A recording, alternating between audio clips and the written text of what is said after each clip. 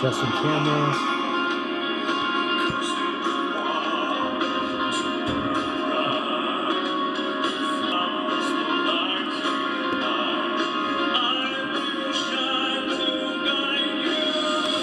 Good evening, everybody. Good morning from wherever you are. This is Javier Blog 208 coming to you live with another great episode. Tonight, we're going to be talking about the Virginia governor election. That was Don't Give Up by that song we played. The intro song was Don't Give Up by Josh Groban. It's a great song. I recommend it to anybody who is struggling and going through stuff. It's a great song. So tonight we're going to be discussing the Virginia governor election. And it's a big deal. The reason it's a big deal is because Virginia has not gone for a Republican in over a decade. The last Republican that won there was Bob McDonnell in 2009 for governor. That was the last Republican that won. Last time it went Republican for president was in 2004 for George Bush. So it's just been a very, very big deal. You know, Obama won there twice. Terry McAuliffe won the governorship there in 2013. Biden won there. Hillary won there. Northam won there by a big margin. And it just appears that for the last many years, Virginia's been getting more and more blue. And it seemed like an unstoppable trend. Like it almost seemed like Virginia was just now a solid blue state. Well, as what happened yesterday proved that that is just not the case. So continuing on, just a little bit of intro before we get into the map. I'm going to be discussing the map tonight, just breaking down the counties. And I'm just going to be doing a little discussion as to what went on. Also a little touch with the New Jersey governor race. So stay tuned. And so I lived in Virginia for a total of 9.5 years, personally. I was born in Washington, D.C. For those of you who don't know, I lived in Virginia for 2.5 years. And then I moved to Arizona in 1998. Lived in Arizona for 12.5 years from 1998 to 2010. Moved back to Virginia in 2010. And I've been back to Arizona every year since, but I lived in Virginia from 2010 to 2017. I had the fortunate opportunity to vote there all the way up till last year. Last year was 2020 was the last time I ever cast a vote there in Virginia. I voted both parties. I went to high school in Virginia from 2010 to 2014. I worked out in Falls Church at Safeway from 2014 to 2017. And then I moved to Utah for a year. So we're going to be discussing the counties in Virginia. So that's just a little back history of my own self. Like I said, I voted both parties. I supported Cuccinelli in 2013. I voted for Ed Gillespie in 2017. What else? I voted Ed Gillespie 2017, Cuccinelli in 2013 for governor, and I voted for Biden last year. I know. I voted for Biden last year, and I voted for Glenn Youngkin. I did not vote. I supported Glenn Youngkin in this race personally. But, just taking my opinion out of it, we're going to be discussing what happened. So, as we understand the state of Virginia, there's 5 counties. Well, actually, there's 6 counties, plus a couple of other significant areas. So, there's Richmond County, which is in the middle of the state. Obviously, it's the capital of Virginia, plays a big role. But the big 5 counties in Virginia that tend to deliver to the Democrats are Arlington County, Fairfax County, Alexandria County, Loudoun County, and Prince William County. Fairfax County being the biggest of all of them. A little background on Arlington County, tiny county right outside of DC. Very white college educated, very liberal. A lot of people, very liberal high schools, Yorktown High School, Washington Lee, which recently changed their name. I don't remember the new name at the top of my head. So very liberal high schools, very liberal colleges, and Arlington County is just a very white college educated, extremely liberal area. Northern Arlington, very white college educated, very liberal. South Arlington, very touristy, very much outside of DC. That's where the Pentagon is. And just in general, very touristy, Pentagon City Mall. That's where tourists stay. That's where a lot of people tend to live who work in DC. So Arlington is extremely liberal, extremely liberal. Fairfax County being the most populated county in Virginia. I think something million people live there. Fairfax plays a big role in what happens statewide. Loudoun County, Alexandria County, very liberal, also very touristy. Loudoun County and Prince William County, historically very red county. Historically, they used to be red counties. However, for the past decade, they have gone very blue, very blue. And discussing tonight, so the big five Democratic counties in Virginia are Arlington, Alexandria, Fairfax, Prince William, and Loudoun. Also, we go down to Richmond County, which plays a big role. Richmond gives the Democrats a big boost down in Virginia. Roanoke tends to give the Democrats a pretty significant boost. Going down to Norfolk, Democrats tend to be Norfolk gives Democrats a big boost. These are more central Virginia and southern Virginia blue counties, mostly because they're bigger towns or bigger cities. And also, what's the other one I was thinking? Newport News tends to be very blue. Going down to, so yeah, that's just basically the gist of it. There's one more I wanted to touch base on. Newport News tends to be very blue. Also, Williamsburg, also relatively liberal, relatively touristy. So what happened in the Virginia governor race was the fact that Biden overperformed Terry McAuliffe, who, in my opinion, was a pretty darn bad candidate. And we're going to be getting into why later in this discussion tonight. So we're going to be taking a quick look at some of the counties. I just want to bear in mind one thing before I turn the camera. I'm broadcasting on my phone camera, so I will not be able to turn it sideways. So you may see a little bit of my computer, which I hope is fine.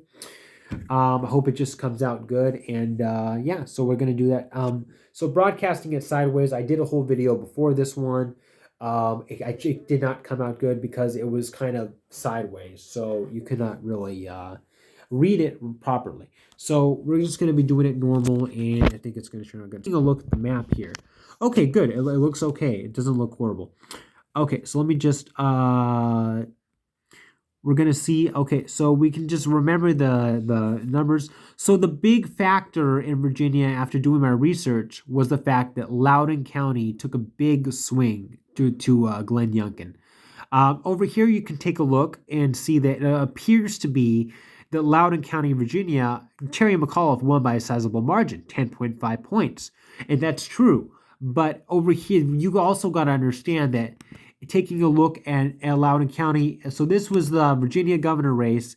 You can see that Loudoun County, for example, Terry McAuliffe won it by 10.5 points. But Biden won Loudoun County by, take a look at this, 25 points.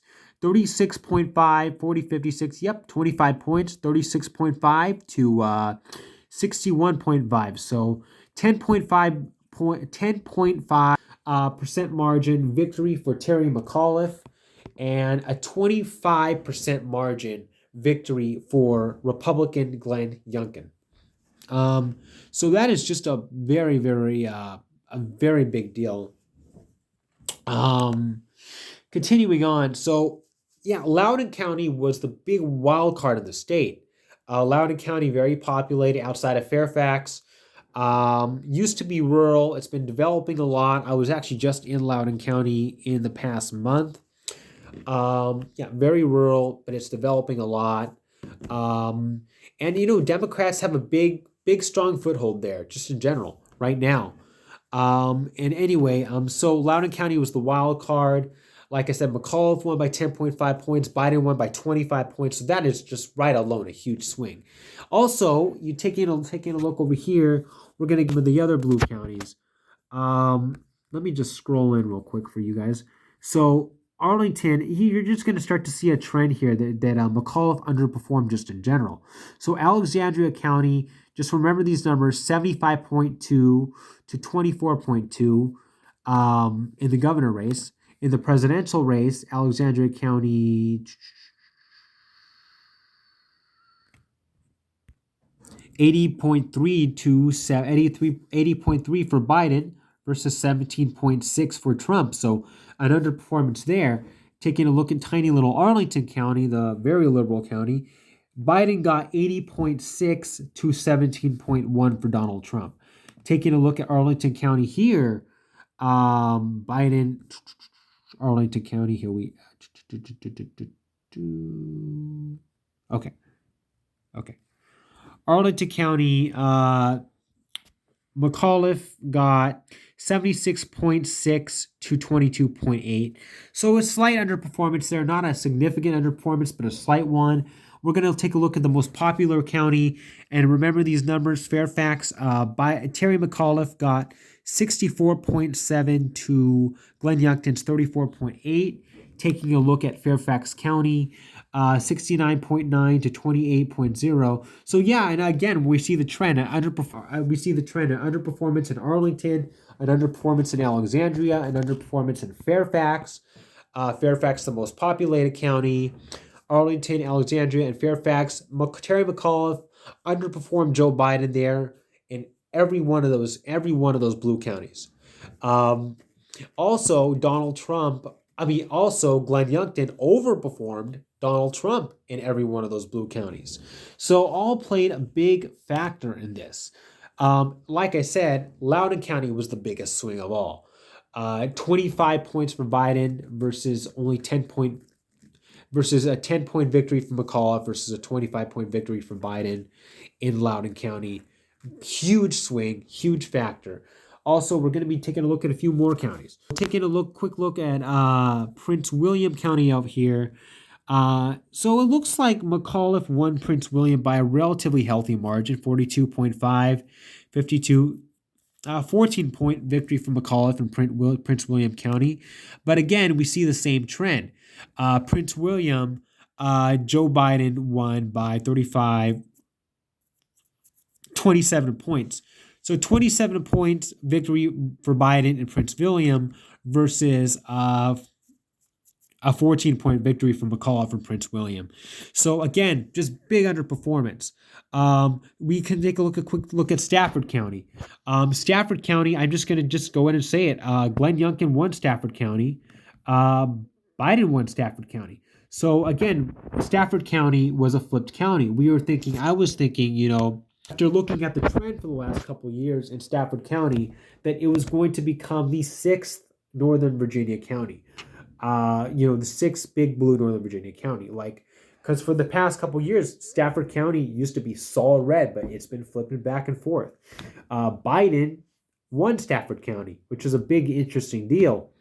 But now, as we see, Glenn Youngkin won Stafford County.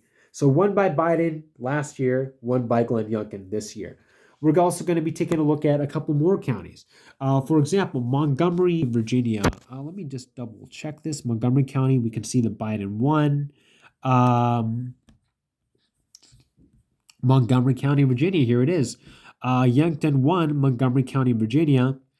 And Biden won Montgomery County, Virginia. So right there, we can see Stafford County flipped. Montgomery County flipped.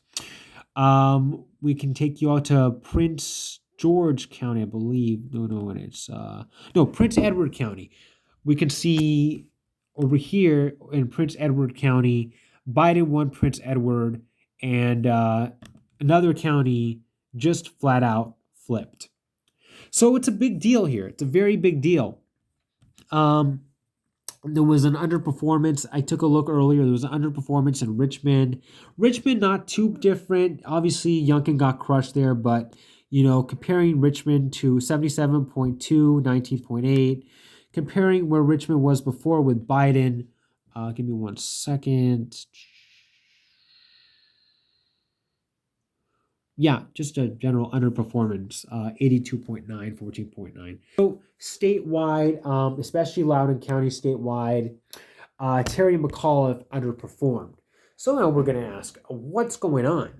Virginia, blue state, reliable, went for Obama twice, went for Biden, went for Clinton, went for McAuliffe. Well, I'm just going to give you my perspective of it as somebody who supported, who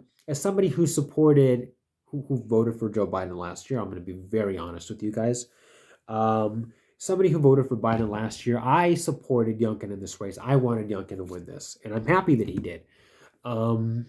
But as somebody who was a Virginia voter, so I guess we can just take a look and say that education issues played a big factor, but also I'm just going to give you my opinion. McAuliffe was a terrible candidate. McAuliffe was a terrible candidate. What was McAuliffe screaming about? Okay, Glenn Youngkin wants to ban abortion. Glenn Youngkin wants to ban abortion. I will protect abortion rights. He posted that like every other day on his Twitter, on his Facebook. I will protect abortion rights. I will stand up for abortion rights. Glenn Youngkin wants to ban abortion. Um, we can't let Glenn Youngkin ban abortion in Virginia, all that stuff. So when you look at it, that's ugly. That's ugly. That says a lot right there about him, right there.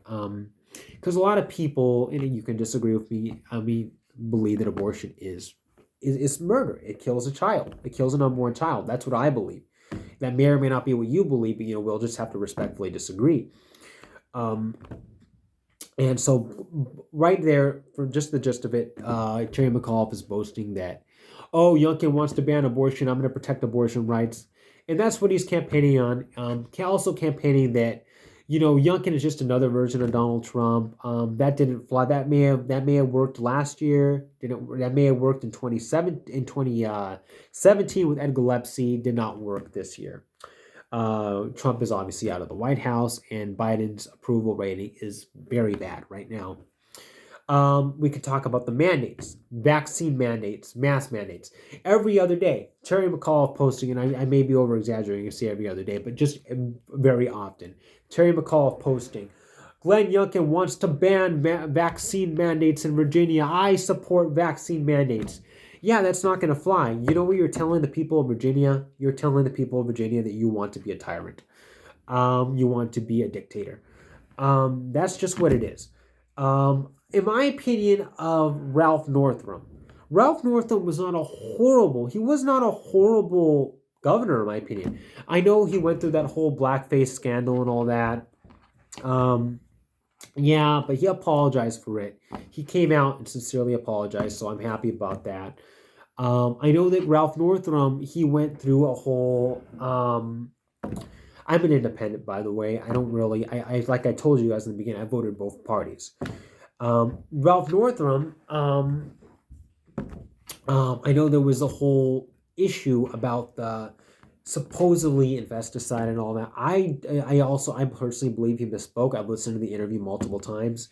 And, honestly, I take his word for it when he came out and said, after that whole thing about, Ralph Northam and pesticide and all that, he came out and said, I would never do that. I would never do that, And infesticide is just disgusting. It's disgusting. Abortion's disgusting altogether, but infesticide, it's evil. It's all evil in my opinion, but anyway, so there was that whole scandal about the infesticide and all that. Northam comes out and says, I will never do it. I pray God he's telling the truth. I take his word for it. I believe that there was a misspeaking and all that. I take his word for it. But overall, I think he's governed Virginia pretty well. He has not mandated vaccine. He never mandated travel restrictions. And I think that McAuliffe was significantly to the left of Ralph Northam. Yes, he mandated masks. The mask mandate has been lifted since for a while. It never came back. I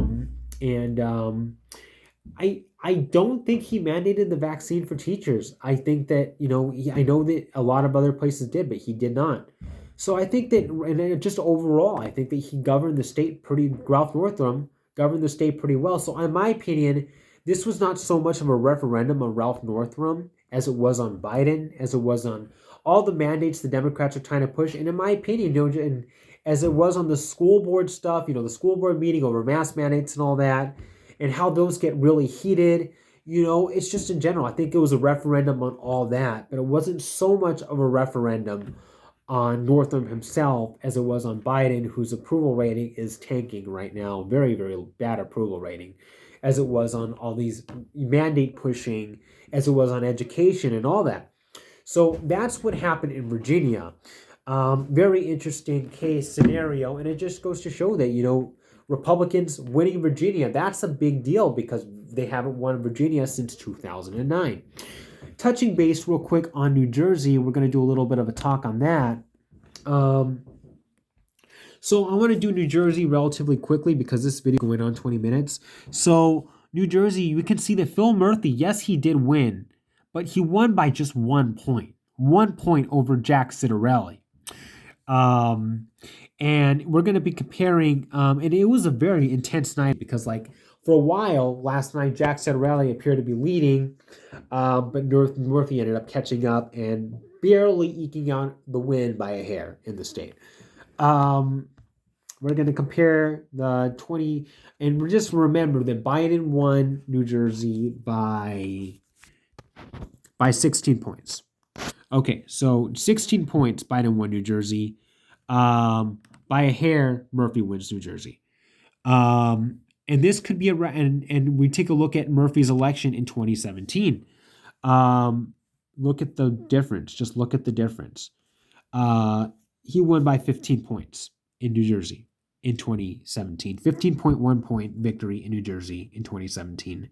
1 point victory in New Jersey this year.